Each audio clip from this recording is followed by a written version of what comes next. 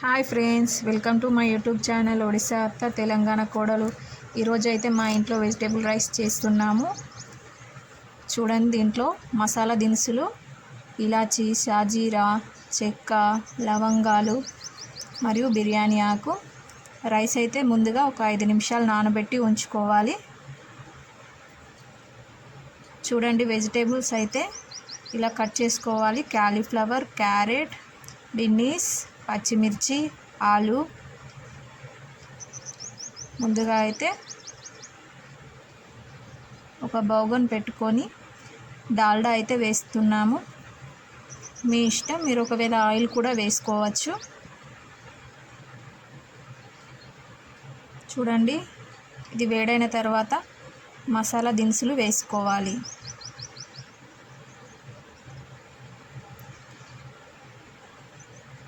ఇవి మంచిగా కడిగి ఒక ప్లేట్లోకి తీసుకుంటున్నాం.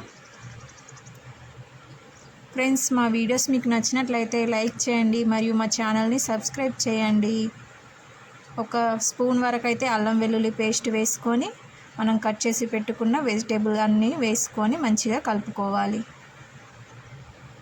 ఒక 2 మినిట్స్ వరకు ఇలా ఆయిల్లో ఫ్రై చేసుకుంటే సరిపోతుంది. మూత పెట్టి మనం ఇందాక కడిగి పెట్టుకున్నాం కదా రైస్,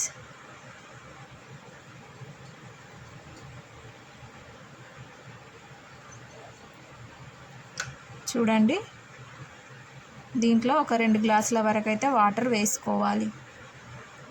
ఫ్రెండ్స్, మీకు ఇంకా వెరైటీ రెసిపీస్ ఏమైనా కావాలంటే కామెంట్ సెక్షన్లో కామెంట్ చేయండి.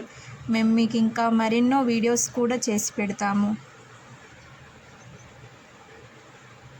వాటర్ వేసిన తర్వాత ఒక స్పూన్ సాల్ట్ అయితే వేసుకుంటున్నాం. మూత పెట్టి ఒక 5 నిమిషాల వరకు ఉంచాలి. ఇలా వాటర్ అనేది పైనకు వచ్చినట్లయితే అప్పుడైతే రైస్ వేసుకుంటే వెజిటేబుల్ రైస్ అనేది తయారవుతుంది. ఫ్రెండ్స్, మా వీడియోస్ మీకు నచ్చినట్లయితే కామెంట్ చేయండి.